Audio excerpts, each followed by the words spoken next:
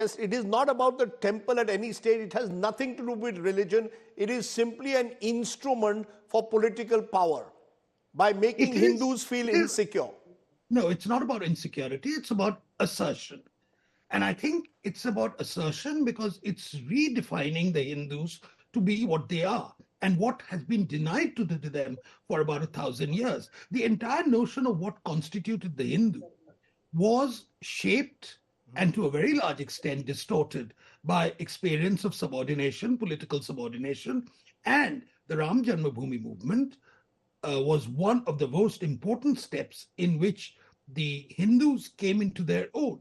And I think this, the securing the temple and the Pran Pratishtha ceremony on 22nd marks a high point in that. It's not the end of it. It's not the entire thing about the political Hindu, but the political Hindu is a very important element of what constitutes the Hindu in its totality. There is the religious Hindu, of course, and I'm not saying that, and that religious Hindu is obviously a part of this, very important part of this movement. But alongside with it, the impetus, the direction, the thrust was given to it by the political Hindu. Okay. And I think Yogendra doesn't deny what I'm saying. And I mean, we are both sort of saying the same thing. He's putting it in a different way. No, I think you're saying very, let me just say, I think you're saying very different things. In many ways, at least. No, we are not saying very different things. You're saying it in a very positive manner. He doesn't like it, I like That's it. right. You're saying it as a positive. He doesn't like it, I like it. That's Okay. all there is this. Okay, between the 2 points, yes, Yogendra, very quickly, and then I'll move to the others. Yes. May I just say underline one point of additional difference, which is that Swapan Das Gupta thinks that the rise of political Hindu is in a sense affirmation of Hinduism. And I think that it is a denial of everything that Hinduism stands for. It is a denial of everything that India stands for.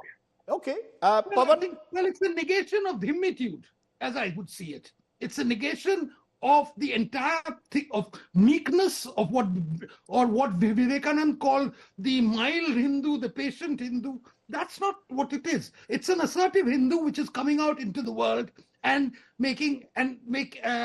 heralding its Bharat's entry into the 21st century. Okay, we've got two very... How colonial is this view of Hinduism? How colonial? I'm surprised, Swapan Das.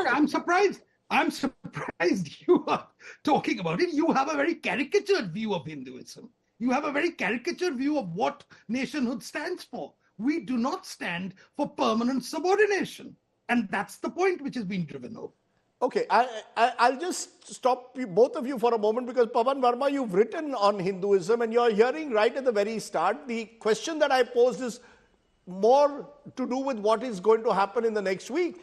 Are the religious ceremonies political, religious, or a bit of both? We have two different definitions or two different views on what the political Hindu is all about. Your view? Thank you, Rajdeep. Frankly, it is a religious ceremony because a temple has been built whose Pran Pratishtha is taking place. The earlier attempt to build the temple was amaryadit, when the mosque was demolished illegally. And the highest BJP leadership expressed regret and condemned the way it was done. This time, I believe it is the consequence of a Supreme Court judgment, and therefore it is in consonance with Maryada, which is what Maryada Purushottam Ram stands for. Now, between the two extreme views you have heard, I have a slightly middle position to take. I believe that there is a certain new assertion among Hindus. Part of it is probably due to an urge for the correction of the narrative of history, where during the Turkic invasion, there was wanton destruction, there was pillage of unlimited proportions, there was destruction of centers of learning. Hinduism survived because of the Bhakti movement, which was one of the most powerful movements for 600 years in India, where Hinduism went from sanctum sanctorums to the common people in their own languages. But that narrative of history was sought to be glossed over for well-intentioned reasons in the aftermath of partition and the religious frenzies and hysteria and violence it had provoked. Now there is an attempt on the part of Hindus as a whole, and certainly some segments of them even more strongly, to rectify that narrative. The Ram temple has to be seen in that context. In that context, there was a movement which may have started out by a political inspiration as much as astha or faith. After the BJP was reduced to just 2 seats in 1984, they needed a strong emotional issue on which to regain the connect with the masses, and in 1990, Shri Lal Krishna Advani started the Rath Yatra. Let me say, immediately there were no political dividends. The BJP in UP ceased to be the ruling party. It became the single largest party. Then it lost the part.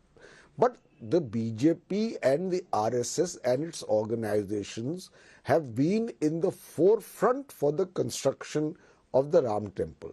So when the opposition says that they are going to politicize this event, it's the writing was written on the wall.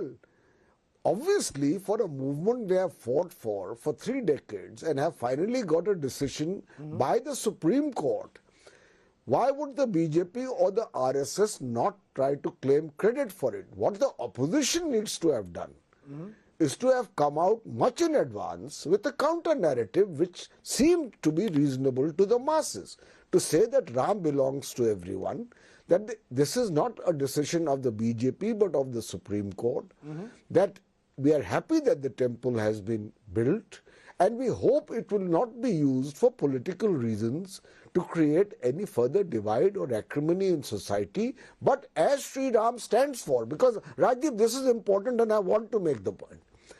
I am a student of Hindu philosophy. Ram is, in explicit words by both Valmiki and Tulsidas, actually the Brahm incarnate, the cosmic pervasive consciousness. And Ram is only the Sagun avatar of that all-pervasive consciousness. So he is in you, he is in me, he is in animate, inanimate objects. And Ram, therefore, is not to be appropriated by any political party, but has been obviously used by the BJP and RSS before the elections, when the inauguration is taking place on 27, when it could well have taken place on Ram Navami. So that was to be expected. I ask you a simple question. If you believe what, for instance, Yogendra ji is saying, where was your counter narrative? Okay, we'll Where come. was it No, all we'll these come to years? the we'll come to the counter narrative in a moment. I've heard you out patiently. I just for a moment want